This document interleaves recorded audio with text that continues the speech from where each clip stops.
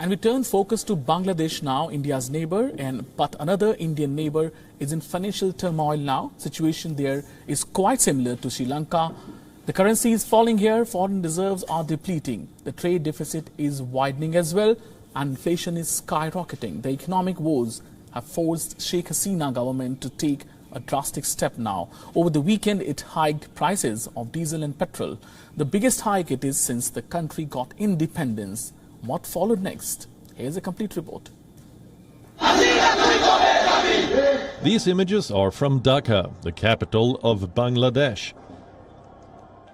What you see is not a political rally, it's a protest over fuel price hike. Last week, the Sheikh Hasina government raised fuel prices by a record margin. The price of petrol was hiked by 51%. The price of diesel by 42%.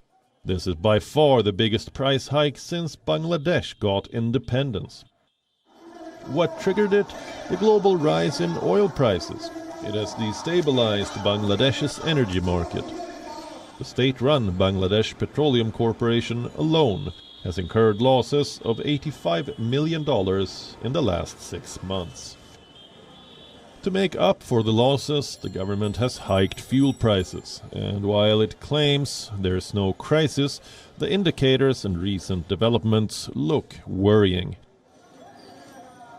Number 1. Depleting forex reserves. In 2021, they stood at $45.5 billion.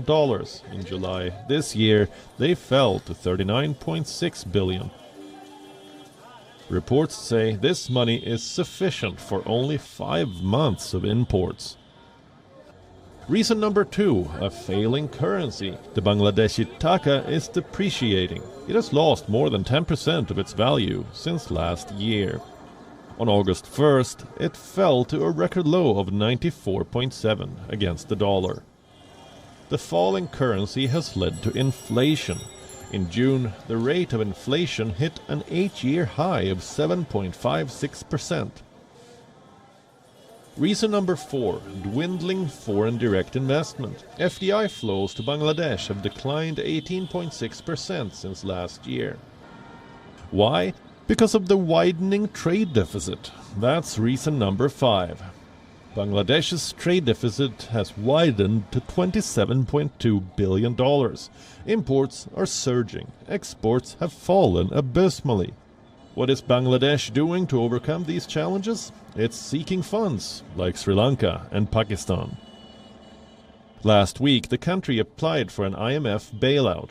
It sought a $4.5 billion rescue package. Dhaka has also reached out to the World Bank and the Asian Development Bank. Talks are still underway.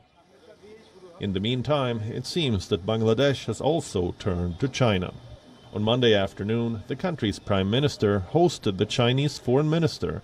They discussed development, cooperation, and investments. There was no word on financial aid. If Dhaka is tracking the news in the neighborhood, it will be wary of Chinese money.